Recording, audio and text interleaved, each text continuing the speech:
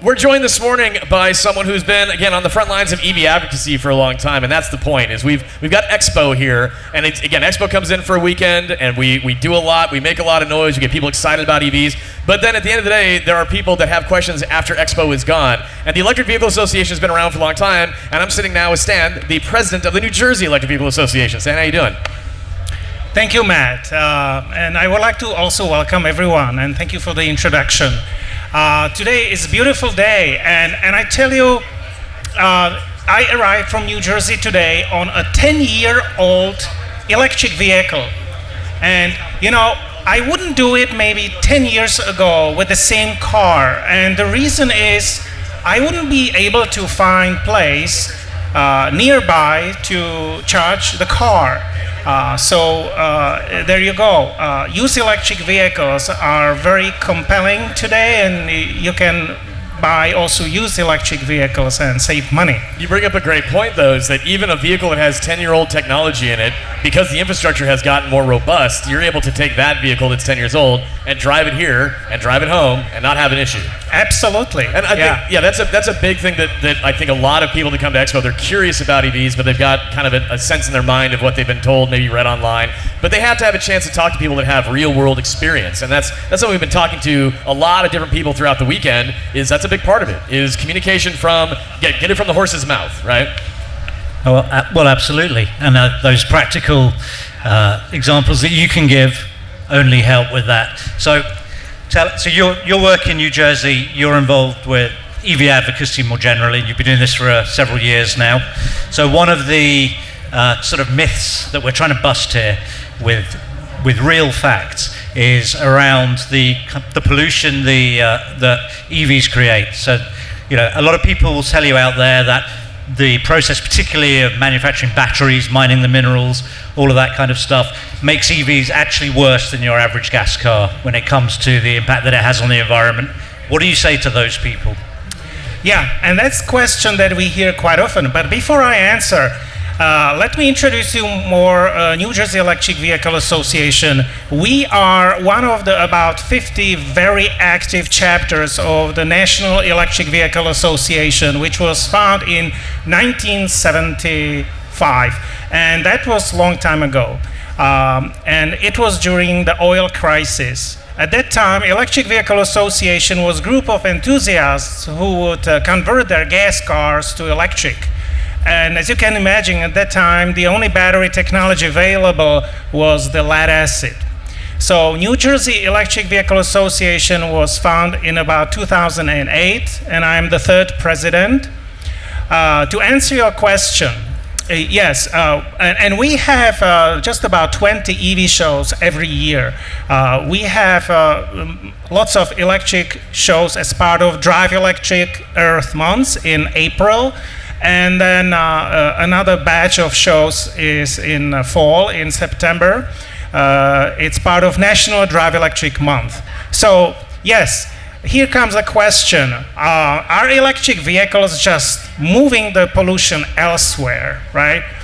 And there are a few things that we have to consider. First, what is the calculation here and where the pollution is happening, right?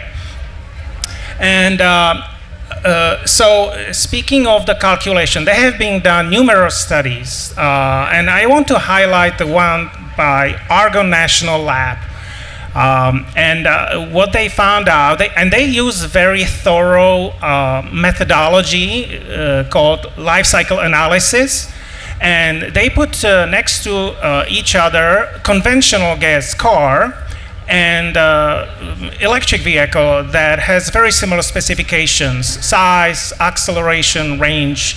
And what they found that electric vehicle outperforms the gas car on the carbon dioxide basis about threefold, right? Now, they used methodology called GREET1 for the fuel. So hold on, let's pause there. We're getting real technical, real professor-y. But to kind of pausing on what you're saying, at the end of the day, what we want to showcase from the industry's perspective is that these vehicles they have a lesser carbon footprint. And I think one thing, the biggest things, and you kind of keyed on it, is how is that electricity produced? How are we mining the minerals? And so what Argon was working on was really trying to showcase, as you mentioned, kind of a life cycle look at all of the impacts that happen.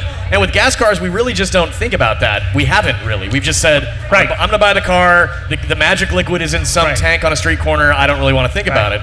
So the bottom line here is that with gas car, we are only looking at the emissions that's coming from the tailpipe, okay?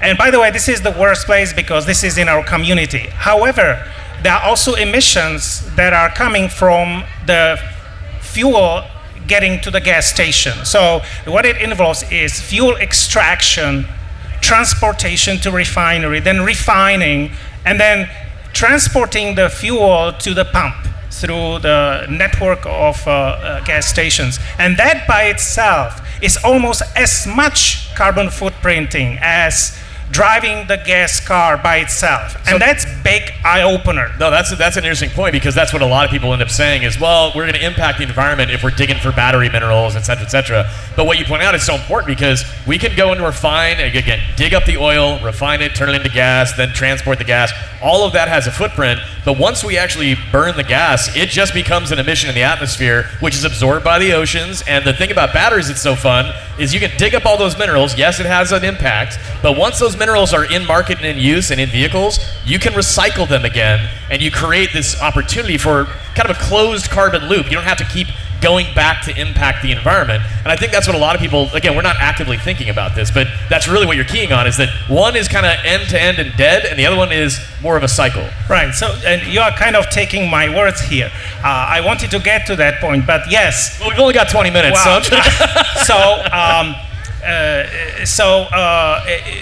The carbon footprint of building electric vehicle is about 40% higher. And you may think 40% is a lot, but in overall scale, the carbon footprint of the life cycle is dictated by the fuel for the most part, for gas car.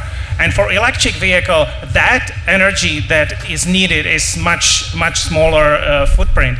And speaking of recycling, we tend to compare the batteries in electric vehicles to our cell phone batteries because they have the same technology, and we say, well, the batteries in my phone are not recycled. Well, why? Because collection is the problem.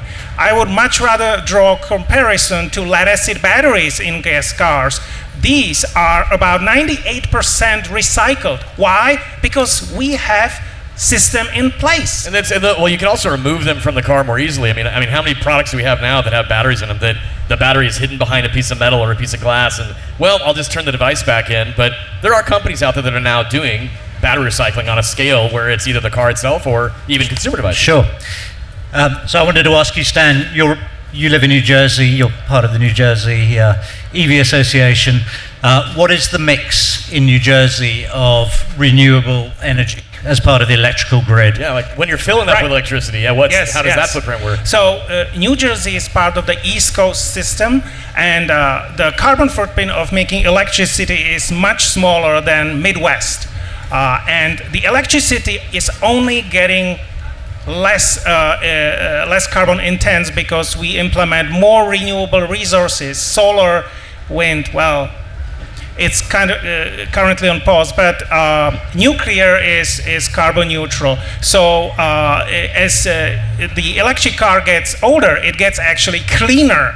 While gas car, when it gets older, it gets only dirtier. It gets less efficient. It requires more gas to run. But electric cars, my favorite thing about an electric car is you can actually make your fuel at home. If you have the option to put solar panels on your house, if you're a single-family homeowner, you literally can not only charge at home using the grid, but you can also opt to say, I'm going to actually make my own electricity, and therefore I'm actually more self-reliant. These factors just don't cross people's mind. They've just been conditioned, I got to go find my fuel at a station, and that's what happens. Which is still true for EV drivers, long distance, and renters, for example, but there's a lot of opportunity to own the energy experience with an EV, and that's really game-changing. Absolutely. I do have a solar system, and it's just in states like New Jersey, New York, we have net metering. It makes lots of sense because I make my energy for free. The system already paid for itself. It was more than 10 years ago. It was actually 14 years ago. And monitoring the performance, and listen, it just makes lots of economical sense. Well, you just brought up a great point, is you've got a 14-year-old solar system, you just bought a 10-year-old EV, and a lot of people have these questions, what's the longevity of these products? And the truth is, you're living proof that you can get solar, have it on your home for over a decade or more, it's still producing energy, you're still able to fill up your car, and you can even buy an older EV that works for you too. Yeah, and the recycling of solar panels, some people say, oh, they don't get recycled. I tell you what, the most mass of the solar panel is actually aluminum frame. We know how to recycle aluminum. I was going to say, it was made once from a Pepsi can or something. No, but we know how to, aluminum is something we actually know how to take advantage of in a full life cycle way. I mean, so it makes a lot of sense, right? Why isn't everybody doing that in New Jersey? Why isn't everybody doing that? Why is everybody not using solar power on their houses? Well, that's a good question. I think that the biggest barrier to adoption of renewable energies and electric vehicles is tribalism. Because we just think that because we belong to fans of one party that is officially condemning it, that we just cannot adopt these technologies. And I think it's a shame because we are losing money. Oh, that's a good point. Honestly, one of the biggest things that BJ, the founder of the Electrify Expo, points to is that we have to get through the conversation of not having an electric vehicle or energy somehow be political. It's actually about saving money. And again, there's a lot of people, for example, that might not come from again, if you're talking about right wing and left wing, someone who might live in a state that's more right leaning, many of these people are outdoors focused. They go hunting, they go out in the outdoors, they cherish the outdoors, and that's a big part of what using cleaner energy provides is longevity to these other things that they cherish. And there's a lot of ways to bridge those gaps in conversations. That's part of why we have these discussions and why Expo's going to so many cities. Yeah, I mean, I agree with that. Although, as you know, I like to think of myself as rising above politics. So if I can throw in a couple of other reasons why people aren't doing it, or potential reasons, it's cost, like upfront cost, and it's a hassle. Right, it's just easier to carry on just getting my electricity out of the wall rather than installing all this stuff. People like to not think when they're using products. They like to just have their life work. And I think that's one of the biggest challenges we have in renewables, clean energy, and EVs is that our messaging for a long time has been steeped in engineering, and we've been trying to educate people. Whereas I think what Expo is showcasing is that there's a lot of products out there that people can just kind of test out and get a look at, but we have to make it more softly approachable for them to learn a lot of the things that you've become an expert at, we've become experts at. It doesn't translate into the general public's discussion in mind if we make them think too hard. So I think you're right. Is there's a combination of people are kind of set in their ways, whether that is their political leanings, but it's also just based on conditioning they've had from products for years. Right, and I think if you look around here, as you come in through the entrance, you're going past all these beautiful pavilions of gorgeous cars, and a whole range of different things. And that's one part of whether it's cars or whatever, which is creating this sense that people have desire for these products. So you want people to want these things, and you want them also to feel that owning them is going to be an easy and an enjoyable experience. Add a benefit to their life. And you brought up a great point when we first started chatting before the panel, which was, you said, hey, I went out and bought a car at the end of September because I wanted to take advantage of that used credit. I got the car that I wanted to get. You got it for your daughter. And then you realized, you know what? I actually have more fun driving this particular car than the one I had been driving. And a big part of that is why Expo is here, is that you have to get hands-on in a lot of ways, but then these discussions kind of help you understand your personal use case. Right. And this is by no means my first electric vehicle. My first one was in 2012. And the range of that one was even worse. But what I love and I enjoy personally is to overcome challenges and then get the satisfaction from it. So yes, I could drive our Chevy Bolt to get here, and I didn't have to worry about charging it on the way. But then it would be kind of boring to me. So this you're an early adopter. You like the idea of it being like, I'm going to figure this out, but you did, and that's the thing is there's resources now to do that, and even with older technologies, you can actually take advantage of them. So this is where the used EV purchase market is going to be interesting. Is somebody might say, yeah, but it's an older EV, it's not going to work in the way that I might want, it's not modern enough. And you're living proof of that could be a decade old. It works. It was when 10 years ago, it was 2015 model. It was rated 87 miles. Okay, I use it to go to work, which is 86 miles. Okay, and when I arrived back home, Your work is 86 miles away? round trip. Okay, thank round God. trip. I was like, whoa. And so when I arrive home, I have 8 miles remaining. Hey, it's a plenty, right? So no, I cannot do it in winter, but There's a lot of I vehicles love now it. that can do that in winter. Yeah. There are, but I mean, I would just also say that, you know, and maybe I shouldn't say this because I'm also not a native-born American, but your attitude is not necessarily typical of the vast majority of the population no, you of this are country. unique. You are an early adopter by trade, and that's the expo is designed to bring a conversation to the top of the level, because a lot of people aren't going to be thinking like early adopters. They just want to know, can I get in? Does it work? Can I trust it? Without having it push limits. Right, and so for those people who want to make things easier, any conventional electric new car today will have enough range that you don't have to worry about anything. It comes with 200, 300, even 400 miles range. It comes with fast charging port. The infrastructure is growing every day. So, and besides, the best place to charge is your home, because what is the car doing when you're at home? Nothing, it's just sitting. So it can as well be sipping slowly, doesn't have to charge fast, and every morning your tank is full. And that educational factor you just brought up is so important, is that the homeowners that can take advantage of that, they've been conditioned for decades to think, I gotta have a fast fill up. It's like, well, no, you've got a place where your car hangs out for 8 to 10 hours. You can have a trickle fill up and you're totally cool. It's the marriage of, they have that 0.1% use case of, but I do want to drive to Miami.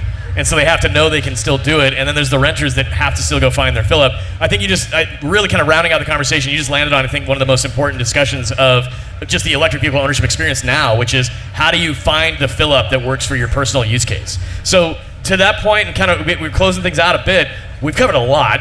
What have we missed yet that you wanted to key on today, Stan? There are so many conversation points that we can cover, but speaking of finding a charging station on your way to Florida, you can use Chargeway. Thank you for the plug. No, but it's true. And again, I think that point, it's really, there's been a lot of tools over the years where you can find a charger, but we talked to somebody else that's like, no, I used to map this out with a piece of paper. I had an Excel file. So with Chargeway, it does the thinking for you. If you added your Fiat 500e, it shows you only where that can charge. If you decide to use your Bolt and switch to it, it updates the map to say, hey, the Bolt can also charge in these places. So it's a lot of that thinking for people. Right, and now if you have adapter for Tesla, you can take your Bolt not only to conventional fast charging stations, but also to Tesla charging stations. Yep. Yeah. And that broadens your network dramatically. Yeah, there's a lot. I mean, the beauty of what Tesla opening up their infrastructure provides for so many of their automakers and brands and drivers is that extra comfort, that feeling of, well, I know that I have a lot more options now. So for those who hear this later and for those listening right now, what's the best way for them to get in touch with you to learn more about the New Jersey Electric Vehicle Association? Our website is jerseyeva.org, and our email address is info@jerseyeva.org. We are a group of very enthusiastic people. I just want to mention we have here Andy Samsu, he's our marketing manager, and we are a group of volunteers, essentially, very enthusiastic about supporting electric vehicles and sharing our joy of driving electric, because it is joy. Forget about saving the planet. It's joy, it's fun to drive electric. I like that exclamation point, because a big part of Expo is to have people have that experience here so they can walk away thinking about the different cars they drove and see which one that they fell in love with the most. So Stan, thank you so much for coming by. This has been a great conversation. Thank you. Daniel, anything else you want to cover? No, I mean, I think we've covered it all, but I like the devil's advocate play. You're like, okay, hold on, I got to say something. Well, you know, but keep doing the good work in New Jersey. Well, thank you. You guys doing a good job in your places. Expo is here to bring these conversations to life on a broader scale, so thank you for the work that you're doing. Advocates like you are what set the stage for Expo to be an opportunity for bringing more people together. Thank you for giving me the opportunity to share my thoughts, and if you have any questions, I am more than happy to answer them. Perfect. Thank you, Stan. This is the EV Reality Check Space. It is powered by GreenCars.com.